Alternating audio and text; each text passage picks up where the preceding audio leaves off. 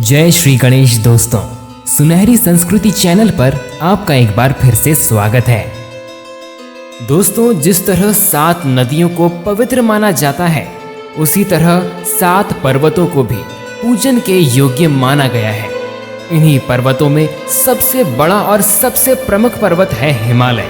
इसकी ऊंचाई और विशालता को देखते हुए इसे पर्वतों का राजा कहा जाता है। शास्त्रों में भी इसे पर्वतों का राजा मानते हुए मनुष्य रूप में दर्शाया गया है। हिमालय माता पार्वती के पिता हैं और इस तरह वे विधाता शिव के ससुर हुए। धार्मिक पुस्तकों में माता पार्वती के साथ ही उनके पिता हिमालय को लेकर बहुत सी कहानियां मिलती हैं। हिमालय इसलिए भी पवित्र है क्योंकि उस पर देवताओं का वास है। तो दोस्तों, जब बात हिमालय की आती है तो मानसरोवर, कैलाश, अमरनाथ आदि पवित्र स्थानों की याद आ जाती है। इसके अलावा भी हिमालय में कई ऐसे स्थान हैं जो अपने रहस्यों के लिए दुनिया भर में प्रसिद्ध हैं। आज तक विज्ञान हिमालय के कई रहस्यों से पर्दा उठाने में सफल नहीं हो सका है। कई बार वैज्ञानिकों ने इनमें से 1-2 जगहों पर पहुंचने की कोशिश की है, लेकिन इस काम में वैज्ञानिकों को सफलता नहीं मिल पाई है। अगर आप भी इन जगहों से वाकिफ नहीं हैं, तो आइए हिमालय के दिव्य शहर के बारे में विस्तार से जानते हैं। तो बने रहिए वीडियो के अंत तक। अगर आपको ये वीडियो पसंद आए तो हमारे YouTube चैनल सुनहरी संस्कृति को सब्सक्राइब करें। हिमालय में आज भी हजारों ऐसे स्थान हैं जिनको देवी देवताओं और तपस्वियों के रहने का स्थान माना गया है, जहां पूर्व में कभी देवी देवताओं और तपस्वी आदि रहकर तप किया करते थे।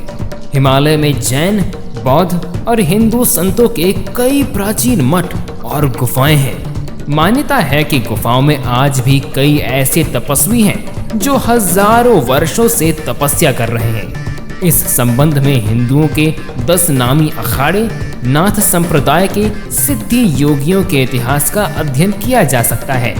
उनके इतिहास में आज भी ये दर्ज है कि हिमालय में कौन सा मठ कहाँ पर है और कितनी गुफाओं में कितने संत विराजमान हैं। भारत के राज्य जम्मू और कश्मीर, उत्तराखंड, हिमाचल, सिक्किम, असम, अरुणाचल तक हिमालय का विस्तार है। इसके अलावा उत्तरी पाकिस्तान, उत्तरी अफगानिस्तान, तिब्बत, नेपाल और भूटान देश हिमालय के ही हिस्से हैं। ये सभी अखंड भारत तपस्वियों की तपस्थली रही है। इन दिव्य संतों के दर्शन यदा कदा स्वतः ही हो जाते हैं। पूर्वज बतलाते हैं कि हिमालय पर्वत में सिद्धाश्रम तथा ज्ञानगंज जैसे अनेक दिव्य आश्रम हैं, जहां सिद्ध योगी और तपस्वी आदि रहते हैं। तिब्बती लोग इसे भी शंभल की रहस्यमयी भूमि के रूप में पूजते हैं। एक अन्य परंपरा के अनुसार सिद्धाश्रम तिब्बत क्षेत्र में कैलाश पर्वत के अत्यंत निकट स्थित है। इन अलौकिक आश्रमों का उल्लेख वेदों के अलावा अनेकों प्राचीन ग्रंथों में भी मिलता है। स्वयं विश्वकर्मा ने ब्रह्मादि के कहने पर इन आश्रमों की रचना की थी। ज्ञानगंज हिमालय में एक गुप्त भूमि में स्थित है, जहां महान योगी, तपस्वी, साधु और ऋषि आदि रहते हैं। ये स्थान तिब्बतियों द्वारा शंभाला की रहस्यमय भूमि के रूप में भी प्रतिष्ठित है। सिद्धाश्रम के ये संत ब्रह्मांड के कारण ऊर्जाओं के संपर्क में रहते हैं, जो अपने दिव्य कार्यों का निर्वहन कर रहे हैं। सिद्धाश्रम की आध्यात्मिक चेतना दिव्यता के केंद्र और महान ऋषियों की वैराग्य भूमि के आधार पर लोक कल्याण में लगी हुई है। सिद्धाश्रम में ये लोग दृश्य व अदृश्य रूप में निवास करते हैं। आम प्राणियों के लिए ये बहुत ही दुर्लभ दिव्य स्थान है, लेकिन साधना प्रक्रिया के माध्यम से इसे जाना जा सकता है और इसमें प्रवेश भी किया जा सकता है। इन दिव्य स्थलों पर रहने वाले संतों की ऊर्जा को आप उनकी कृपा के बिना समझ नहीं सकते हैं। यहाँ प्रबुद्ध गुरु के आशीर्वाद से पहुंचा जा सकता है, बशर्ते आप में इन दिव्य शक्तियों वाले संतों की ऊर्जा को सहने का सामर्थ्य हो।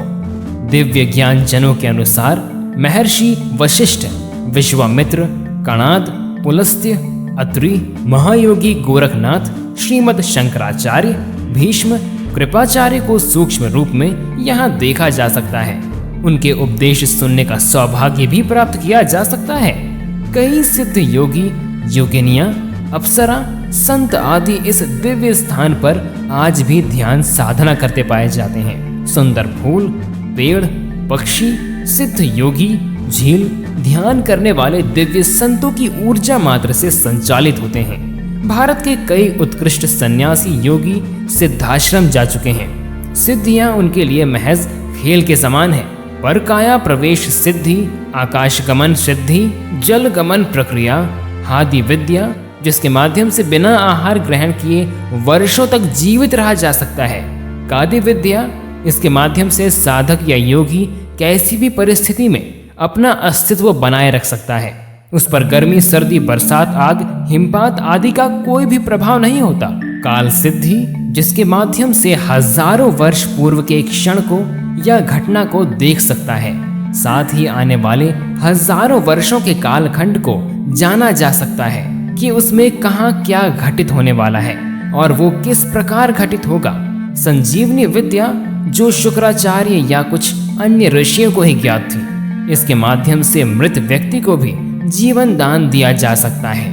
इच्छा मृत्यु, इसके माध्यम से काल पर पूर्ण नियंत्रण प्राप्त होता है और साधक चाहे तो सैकड़ों हजारों वर्ष तक जीवित रह सकता है।